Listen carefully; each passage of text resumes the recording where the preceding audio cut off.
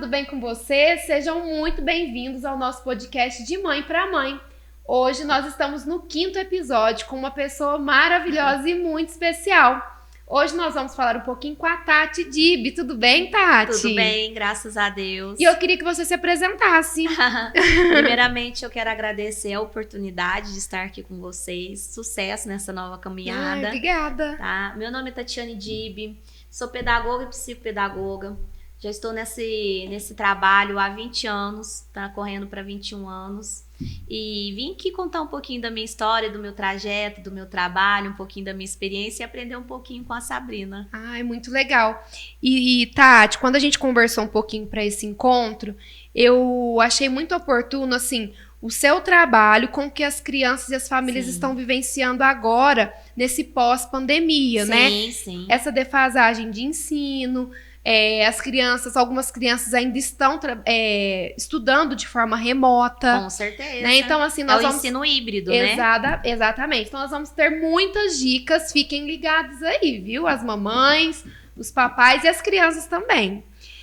Tati, eu quero começar nosso encontro te perguntando o que faz um psicopedagogo, porque muitas pessoas têm muitas dúvidas a respeito disso. O psicopedagogo, muitas pessoas confundem como se fosse uma psicóloga, né? Então, eu falo assim, que o psicopedagogo, ele vem com a psicologia da aprendizagem. Então, o que acontece? Qual que é o papel do psicopedagogo agora na sociedade, né? Porque nós estamos numa sociedade que cresce cada dia com novos trabalhos, né? E o psicopedagogo é uma nomenclatura nova, que muita gente não sabe o que significa. Mas ele é muito importante e ele tem essa importância no meio da pedagogia e no meio da base escolar, ele faz necessário. Por quê?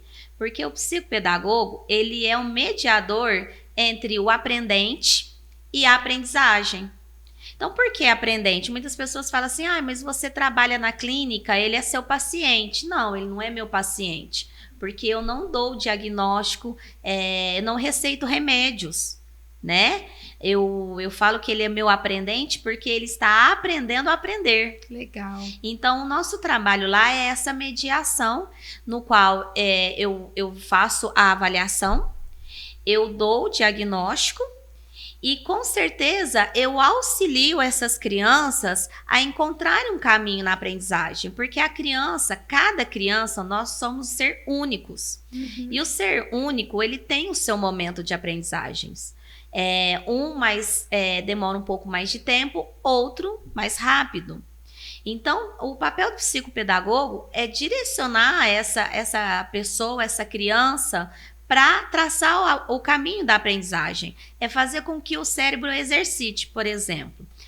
Quando a gente está na academia, no primeiro dia, a gente está obeso, a gente está sentindo acomodado, né, na nossa zona de conforto. Então, o primeiro dia que a gente faz uma academia, a gente sente muita dor no corpo, desânimo. É desconfortável, não é?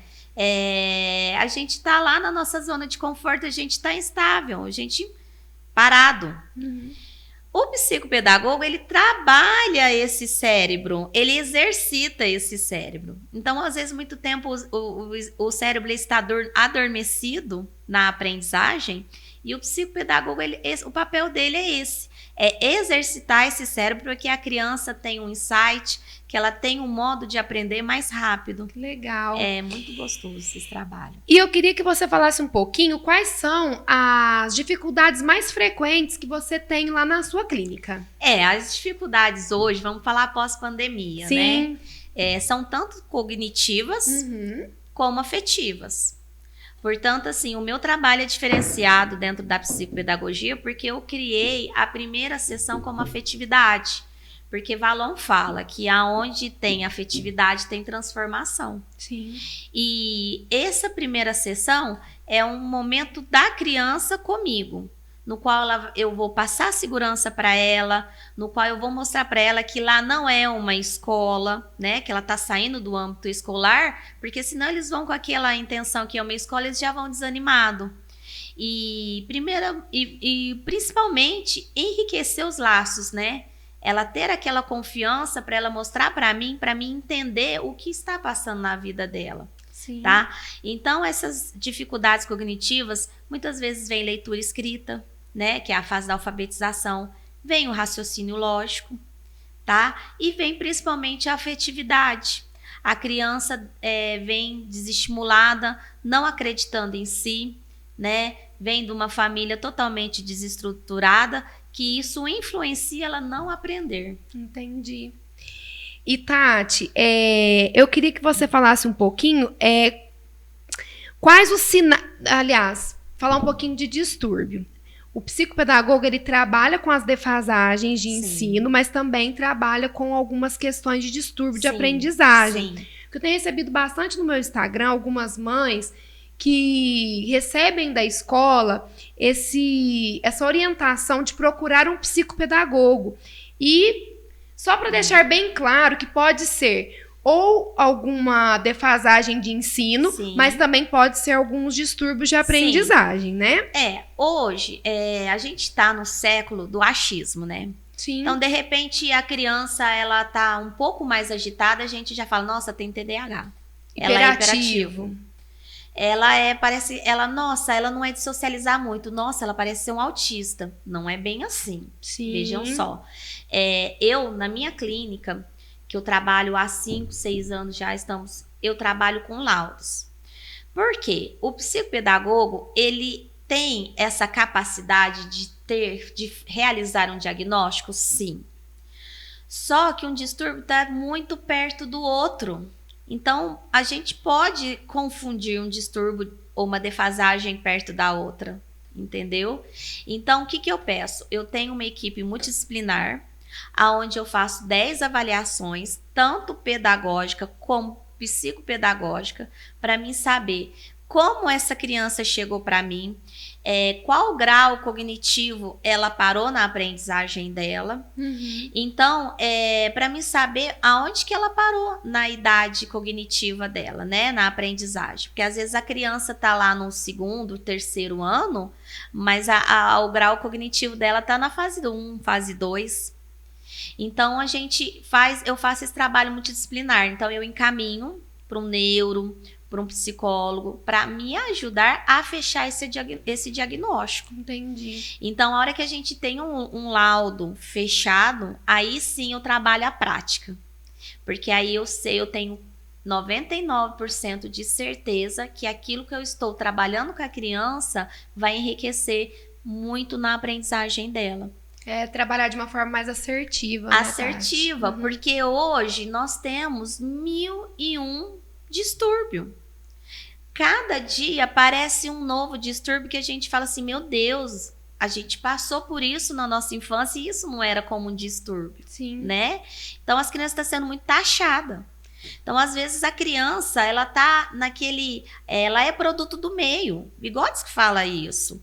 Que, de repente, ela tá agitada naquilo que ela vivenciou, naquela bagagem que ela está no meio familiar Sim. dela. Aí as pessoas acham que ela tem um diagnóstico.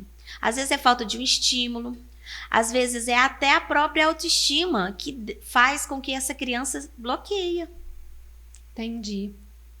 Então, esses distúrbios que a gente tem N's, né, distúrbios por aí, a gente tem que preocupar muito em quando dá esse diagnóstico, né? Então, quando a mãe chega e fala assim, olha, a professora acha que ele tá com isso, que ele tem isso. Não, vejam só, ele é uma criança, né? Porque eu tenho especialização em deficiência intelectual, ele é uma criança que ele tá passando no momento, e que com muitas dificuldades, e que no primeiro momento a gente vai fazer essa avaliação para ver o que está passando na vida dele, qual o momento que começou isso, se veio físico, se veio mental, se veio psicológico, se às vezes um susto que a criança passa no âmbito escolar, um trauma, aquilo lá pode bloquear a aprendizagem. E aí pode ter um diagnóstico para o resto da sua vida, taxado, vivenciando como aquilo que ele não pode correr o risco de não ser. Entendi. Precisa ter uma assertividade mesmo. Tem que ter uma assertividade. E é muito importante as famílias também procurarem ajuda, Sim. né, com o profissional necessário para as necessidades dessa criança. Infelizmente, a sociedade familiar ainda não entendeu que criança é investimento. Desde quando a gente, né, tem essa intenção de ter um filho, ou vem, ou às vezes até mesmo não vem, né, sendo planejado, mas ele tá naquele âmbito familiar, ele chegou para acrescentar, porque uma criança, independente das dificuldades com que ela nasce, da deficiência que ela tem, ela vem só para enriquecer. Sim. Ela vem só para engrandecer aquele lar, né? Então, o filho, ele é investimento. Então, se tá vendo que algo está acontecendo de diferente, né? E a criança, ela vai dando sinais, Sim. né? Eu tenho mães que são gestantes, que gostam de procurar, né? Que são mães de primeira viagem, fala, nossa, Tati, eu queria saber um pouco quando nascer, o que eu faço, o que eu procuro, porque se tiver algo, eu já quero ir atrás, né? Quero proporcionar algo melhor para minha criança. Então, por exemplo, quando a criança chora muito, quando ela é inquieta, né? Ou quando ela é muito quieta. Ou então, quando ela é muito quieta. Tem familiares que falam assim, nossa, ela é uma gracinha, ela é muito quieta. Eu falo isso muito com meus professores, que eu faço supervisão. Para os meus, né, estagiários psicopedagógicos. A criança, às vezes, ela é muito quieta, é muito fácil para a professora, porque eu sou professora, né? É muito mais fácil Tati, na sala de aula nós estarmos com uma criança mais quieta que não dá trabalho, mas a gente tem que ter um olhar redobrado com ela. Eu falo muito isso no meu Instagram e também para os professores que eu tive a oportunidade de trabalhar. Eu sempre me preocupo, assim, claro que tem aquele que faz arte o tempo todo. Que aparece a todo momento. Exatamente. Mas a minha preocupação realmente é com aquele quieto, que fica só num cantinho, que não socializa. Ele precisa realmente de uma atenção especial. Isso. Né? E procurar. E o professor, ele tem que ter esse olhar. Ele tem que ter esse olhar. Lógico que quando eu comecei como todas as outras professoras que estão começando hoje, que a gente é muito imaturo, a gente tem um olhar, a gente tem algo assim que não é muito assertivo, né? Sim. Por isso que a pedagogia, ela vem só para iniciar um estudo. Mas, na verdade, ela é só um caminho, né? A gente tem que estar sempre estudando, correndo atrás, se atualizando no ensino, né? Porque o ser humano, ele é uma caixinha de surpresa, ele é único. E, Tati, é importante falar para o professor que está iniciando agora a sua trajetória, sua carreira, que a boa vontade, né? Que Sim. todos os professores têm, que é uma classe maravilhosa e que a gente já inicia com o coração transbordando de vontade, de desejo de aprender, de acertar sempre, né? Mas ter um olhar, assim, de docilidade. O que eu falo muito, assim, esse foi a minha linha de trabalho, se colocar no lugar, né? Eu gostaria que fizesse isso com a minha filha? Não, então pera lá, eu tô errando. Tem dia que a gente não tá bem mesmo. Sim. Tem dia que a gente, às vezes, estressa com nada, né? Mas isso é totalmente normal. Assim como a criança chega e você pode dar um abraço e ela se irritar com isso. Sim. Então, a criança em si, nós temos que colocar no lugar dela. O que a gente gostaria que fizesse com os nossos filhos? Gente, não tem erro. Você não erra, você mais acerta do que erra. Sim. Com certeza. É só se colocar no lugar, ter a empatia. Quando eu sou apaixonada, né, em sala de aula, trabalhar com criança, quando a minha linha de raciocínio também, minha linha de trabalho, sempre foi assim, chegar lá na escola e dar o meu melhor para os meninos. Sim. Eu sempre trabalhei nessa linha, sabe? Uhum. E além do trabalho pedagógico que era desenvolvido, eu sempre assim reservava um momento todos os dias para sentar lá no chão com os meninos e perguntar coisas corriqueiras. Como que foi seu jantar ontem? Você jantou? O que você jantou? O que você fez? O que você brincou? É importante eles serem ouvidos também, né? É muito importante e a gente acaba mesmo fazendo o trabalho familiar, né? Porque é isso que eles gostariam, que às vezes a mãe, o pai chegassem, né, no final do dia, sentasse e perguntasse o que eles realizaram. Uhum.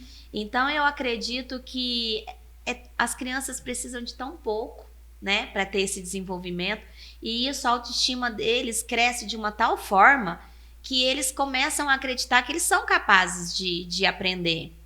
O que eu falo muito para os meus alunos é o seguinte, que ninguém é 100% em toda a área, né? Eu sou uma prova disso. Eu trabalho na área de humanas, mas eu tenho muita facilidade com a área de exatas. E não fui para a área de exatas, eu fui para onde eu tenho mais desafio. Eu não tenho nada de habilidade com exatas, nada. Eu tenho muita facilidade com exatas, né?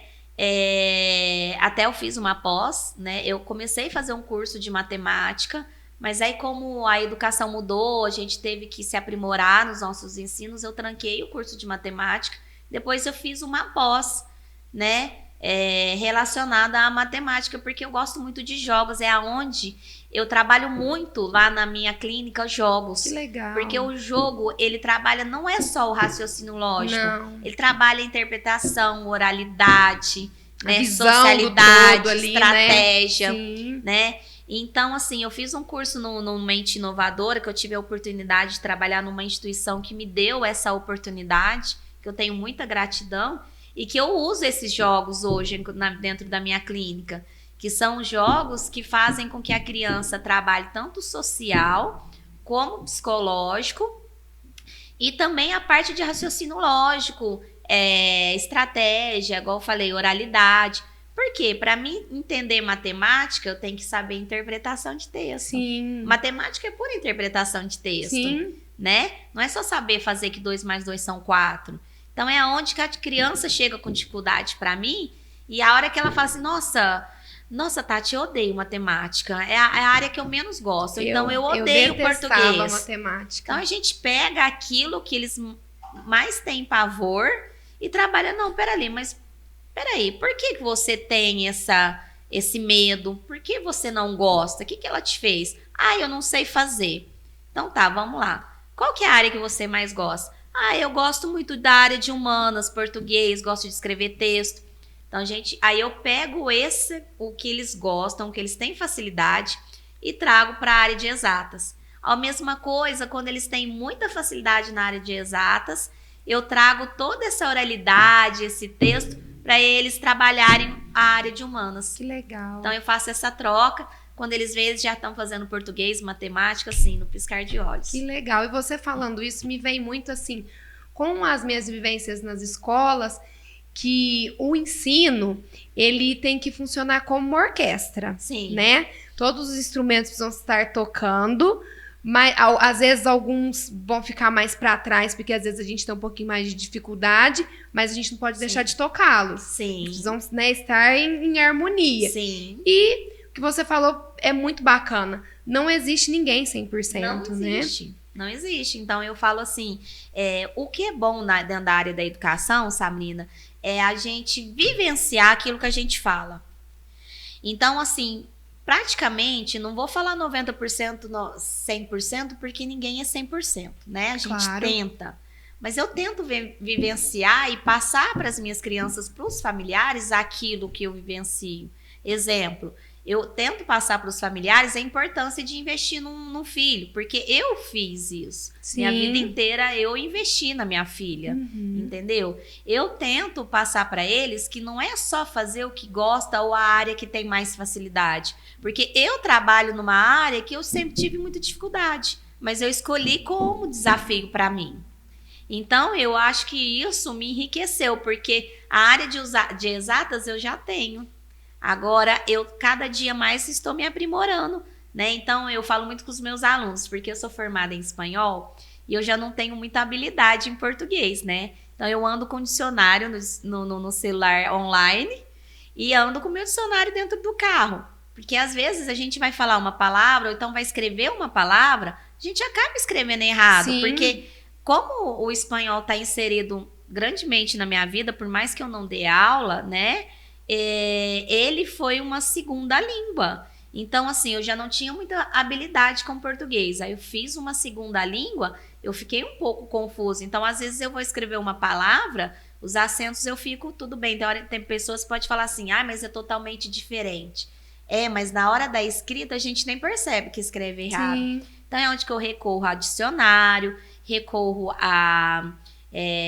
até mesmo online, no Google, alguma coisa, entendeu? Sim. Então eu acho assim, a gente tem que trabalhar com as dificuldades. E eu tô me sobressaindo na área de humanas, porque é 20 anos, né? Sim. 20 anos trabalhando na área de humanas. Legal. Eu preciso fazer relatório, eu preciso, né, ter bons hábitos verbais, né? Então eu tenho que saber me colocar, porque uma coisa é você estar dentro de um grupo, o seu modo de falar, né? Falo isso muito para meus meninos. Tem 2 tipos de verbalização que escrita, que é o que a gente fala, né? Quando a gente está tranquilo, solto, e tem aquela que necessita, né, da formabilidade, que a gente precisa ser formal naquele momento, ter coerência, coesão.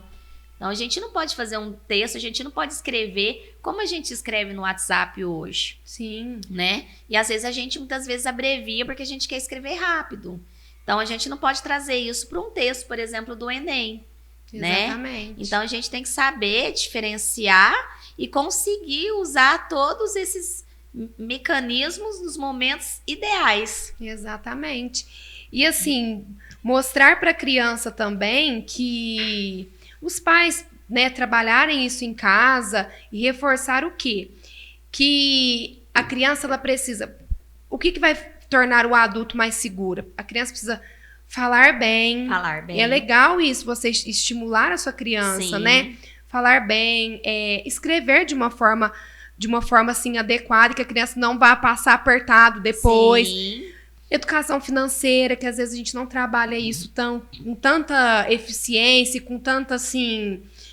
Não é muito trabalhado isso nas escolas, Sim. né? A mãe, o pai, a família colocar isso, porque assim, isso nós vamos usar a vida inteira, né? Esses tipos, como eu trabalho tanto em escola pública como em escola particular, né? Então, eu tenho esses 2 âmbitos para mim analisar. Hoje, as escolas particulares estão trazendo. Que legal. Então, tem educação financeira. Nossa, precisa. Muito, muito. Tem todo esse aspecto que a gente precisa ensinar às crianças, né? Lógico que o trabalho também dos familiares é de grande importância. Sim. Né? Para dar seguimento daquela teoria que a gente dá na sala de Sim. aula, né? A prática é na família. Exatamente. Acontece que os familiares acham que é o contrário, né? A teoria é em casa e a prática é na escola. E não, a teoria vem da escola, a prática é o dia a dia deles. Exatamente. Né? A realização de estar com os familiares. Então, assim, nas escolas particulares hoje, já tem essa probabilidade de trabalhar isso, né? Infelizmente, nas escolas públicas ainda não chegou, mas eu acredito, eu tenho muita fé e esperança que agora essa nova educação que eles estão prometendo, né, a BNCC, chegam até as escolas públicas. Isso. E você, família, né, mãe, pai, trabalha isso com a sua criança, né? Educação financeira, falar, né, como que eles falam mesmo, que existe uma... Dias. Não, existe uma... Ai, gente, fugiu agora. Mas existe uma palavrinha aí que é até uma... Nossa, fugiu, Tati do céu. Ai, gente. Pois se eu lembrar, eu falo. Muitas palavras. Sim, existe uma forma... Não é forma. É até um estudo mesmo. Da forma correta de falar em público, enfim. Isso é muito importante, são habilidades... Oralidade. Oralidade, A criança usa isso em toda a vida dela, né? Sim, sim. É importante, porque a criança... O que acontece? Todas as palavras de afirmação, ela ajuda na valorização desde a autoestima, né? Até o crescimento. Porque, por exemplo, você vai fazer uma entrevista, se você chegar falando tudo errado, né, a pessoa não vai te dar credibilidade. Então, por exemplo, assim, se você vive num âmbito, né, num âmbito familiar, que falam todos errados, não necessariamente você precisa falar errado como seus familiares. Pelo contrário, você pode ser aquela sementinha que planta, dentro da família, Sim. né? Porque as nossas esperanças é que as crianças plantem essa sementinha dentro da família, né? Que Exatamente. leve algo, né? Que, por exemplo, não é que ela é metida, ela fala certo. Não, é o modo de expressar. As expressões, elas precisam ter os verbos corretos, as colocações, a coesão. Hoje a gente quase não entende como a criança fala, né? Então tá vindo umas gírias muito esquisitas que a gente tem que ficar se atualizando, né? E ao mesmo tempo a gente tem que trazê-los para a realidade, porque amanhã eles vão chegar a pedir um serviço dessa forma. Lembrei, Tati, é oratória. Oratória. É oratória, é. Eu venho estudando muito oratória também. Isso é algo que a gente precisa estudar, Sim. assim, sempre, né? Pra pessoa... A gente às vezes brinca, né? Fala assim, você, tá tudo bom? Isso daí é uma brincadeira, mas na hora de falar, olha, veja só. Imagina uma mãe lá na clínica, eu falar assim, então, você traz seu menino aqui na clínica pra mim? Pelo amor de Deus, que credibilidade essa mãe vai ter em mim? Sim. Se ela tá falando errado, como que ela vai ensinar a minha criança? Né? Lógico que tem alguns deslizes. Tem alguns deslizes na escrita, na hora que você fala, nossa, falei isso? Mas você sabe que tem um erro e você quer fazer a correção, né? E aí, a hora é onde que meus alunos chegam com dificuldade, porque eles escrevem o que eles falam. Sim. Tá muito errado. Demais da conta. Uhum. Então a gente precisa dar essa... E isso começa desde lá com 2 aninhos, 1 aninho. Exatamente. Que a fala começa a ser treinada, que eu falo muito para as minhas mães de criança de 1, 2 aninhos. Não usa diminutivo, não coloca letras dentro de sílabas para se transformar uma palavra como se fosse mais carinhosa. A criança, ela acaba pegando aquela mania. Não, eles são uma esponja, né? Eles são umas esponjas, isso. Sim. E aí, aquilo lá, o cérebro tá naquele momento de aprendizagem, ele vai gravar aquilo lá o resto da vida. Sim. Aí, tem crianças que falam assim, nossa, ela fala problema o resto da vida, não consegue. É o ensino que ela teve desde pequenininho, aquilo lá ficou gravado no cérebro dela que ela não consegue. Aí a gente precisa dar fono, de todo um trabalho para tirar aquilo lá dela. Sim. Colocar a palavra correta.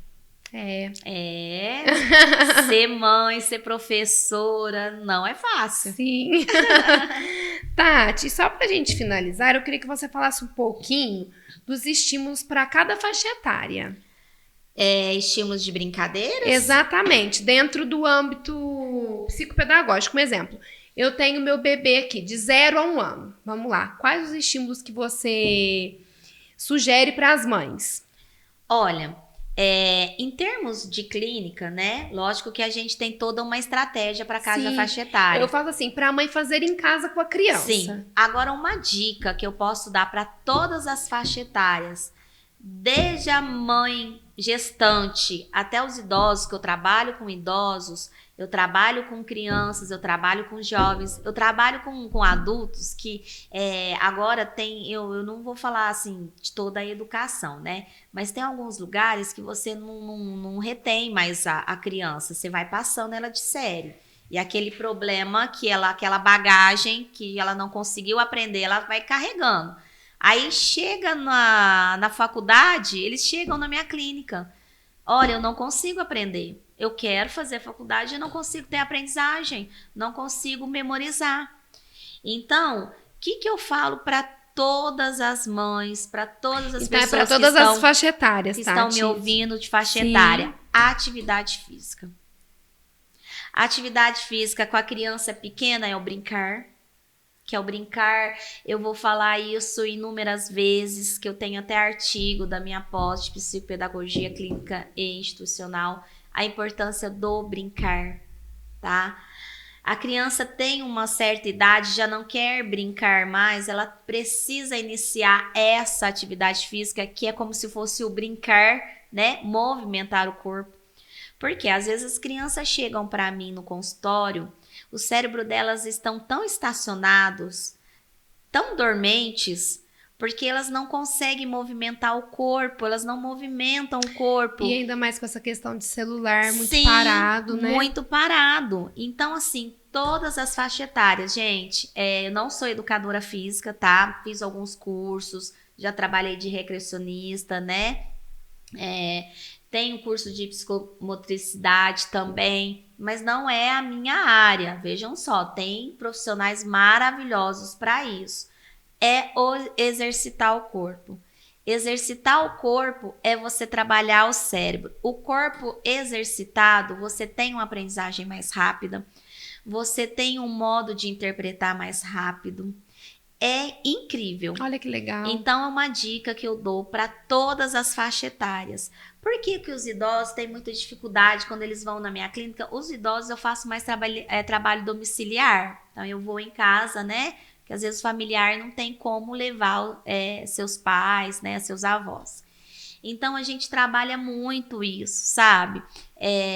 Mexer com as mãos, com o braço. Lógico que tem a fisioterapeuta que acompanha, mas o trabalhar o cérebro, né? Então, por exemplo, pegar a bolinha e jogar lá dentro da caixinha, igual a gente faz com o menino de 2 anos. Olha, agora você vai pegar para mim só as bolas verdes.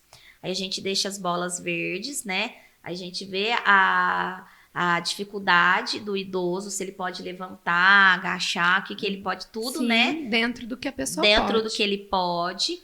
Aí, o que ele vai trabalhar? 2 coisas. O raciocínio lógico, ele tem que pensar, cadê o que é verde? O que é verde para ele? Nossa, a bola verde. Então, gente, vocês acham que isso é fácil? Para eles, às vezes, tem muita dificuldade. Às vezes, é um desafio. Então, o exercitar, eu falo para todas as minhas mães. Obesidade atrapalha muito a aprendizagem. Crianças sem rotina, que não tem horário para acordar, não tem horário para dormir, o cérebro não entende o que é aprender, isso dificulta. A gente está vindo com uma geração de memória curta, não sei se você percebeu. Nós também estamos com a memória. Nós estamos com a memória curta, mas a nossa memória curta já é diferente. É de trabalhar demais. Sim. Exercitar demais e não ter um tempo de descanso suficiente, né? Mas as nossas crianças é de não trabalhar essa memória. Então, vejam só, olha como que é o parâmetro. Nós viemos de uma geração de excesso, que a gente tem que aprender a parar também, Sim. a ter o equilíbrio, e a criança que está com a falta. Então, criança é movimento, né, Tati? Criança é movimento. Sim. O nosso corpo, ele, desde quando ele foi gerado, ele é para se movimentar. Então, quando eu tô lá, quieta, mexendo no celular, tudo bem. Hoje, a globalização, as redes sociais, se você conseguir uma forma positiva, você trabalha muito o cérebro. Sim. Lá no meu consultório, eu trabalho muitos jogos com as crianças, tá? Eu aproveito esse gancho que eles gostam, mas nem sempre. Só que tem que ter limite. Exato. Tudo, né? Na vida. Tudo tem que ter limite. Então, assim, o que está acontecendo com as nossas crianças? Vamos falar crianças, mas de um modo geral. É a falta de rotina e a falta de exercício. Infelizmente, está atrapalhando a aprendizagem. A gente não vê criança mais andando um tempo de bicicleta. Anda de bicicleta uma vez por mês. Como que movimenta? Quando anda, ganha aquelas motoquinhas motorizadas, que é a coisinha mais linda, mas não tem um movimento de mandar mensagem para o cérebro, que ele acaba trabalhando todo aquele movimento, né? Coordenação motora. Exatamente. Aí a criança não consegue ter uma letra boa. Professora, eu preciso que você me ajude ao meu filho a melhorar a letra. Tá, ele recorta? Não, não é de recortar não. Ele amarra o sapato? Não sabe. Toda a vida eu comprei um sapato de velcro para ele. Então, nós precisamos voltar lá no tempo da vovó, né? Que tem aquelas atividades. Eu falo assim, ó. A minha avó, e eu vi isso muito com a minha sogra, quando cuidava da minha filha, e eu vejo ela cuidando hoje com os netos. Ela deixa os meninos pegarem todas as Tupperware, sabe? Brincar. Aquilo lá são brinquedos hoje que a BNCC fala brinquedos não estruturados. Sim.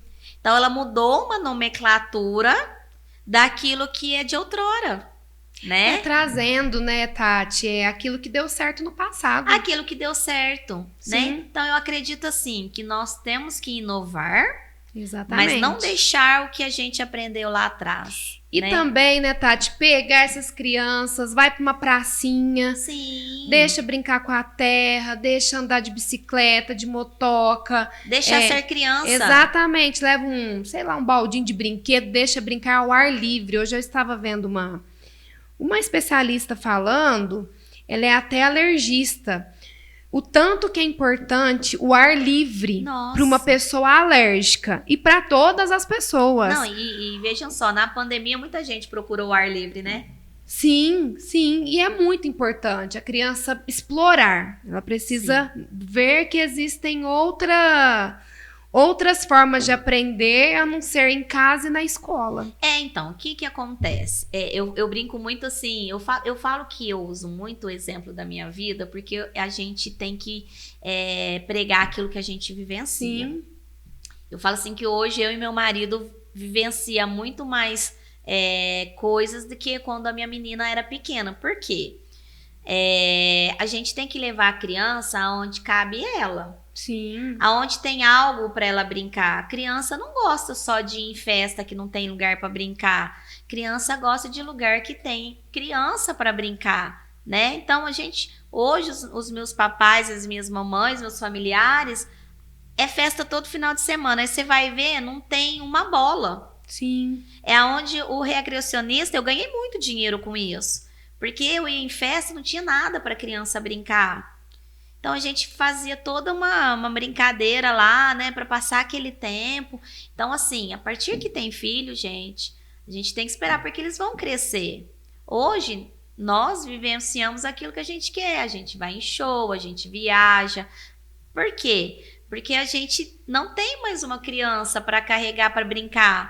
A minha menina, quantas vezes no domingo a gente era prioridade levar ela para comprar uma pipoquinha para jogar no pombinho. Aquilo era o máximo. E ela lembra até hoje. Ela falava, nossa, mãe, você lembra que todo domingo era sagrado? Sábado era dia de tomar sorvete e domingo era dia de tomar sorvete no shopping, né? Que eles gostam muito de brincar nos brinquedinhos lá. Mas se não tem dinheiro, brinca na rua, né?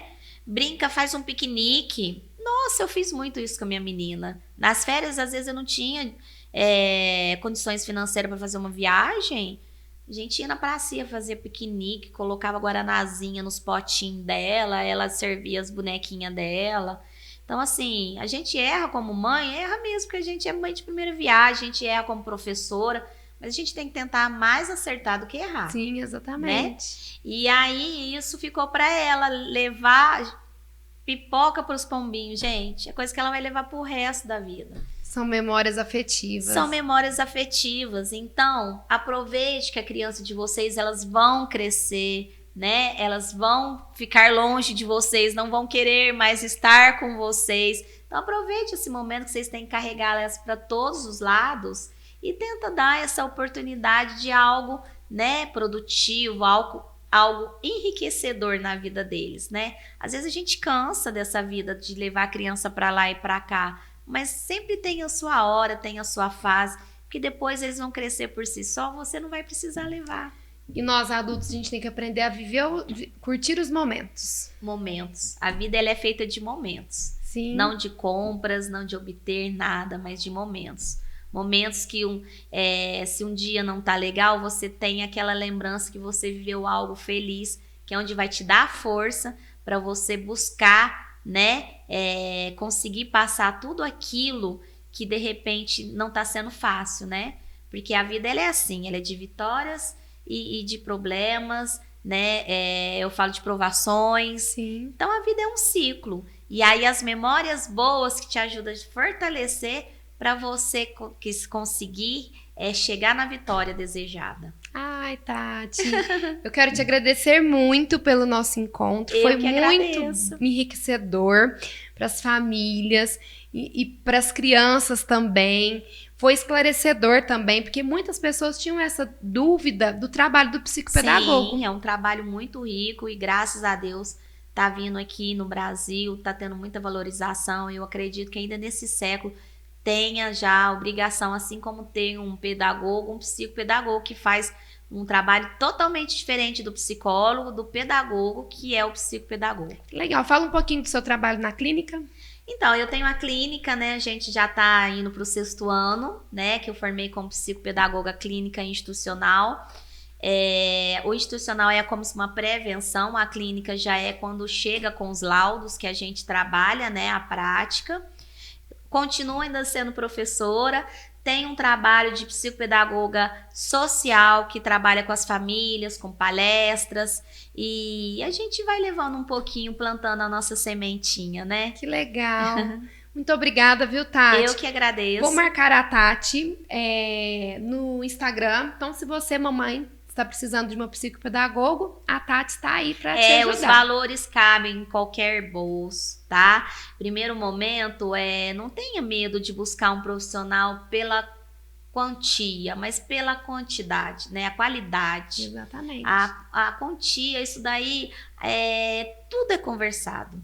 Né? Então eu falo assim, quando a gente faz um juramento de cuidar de uma criança, a gente não está pensando em bens lucrativos. O dinheiro, ele é apenas para sobrevivência. Na verdade, a gente quer transformar aquela criança. Exatamente. Um beijo, muito obrigada pelo carinho. Fiquem com Deus e até a próxima semana. Tchau, tchau. Tchau, tchau.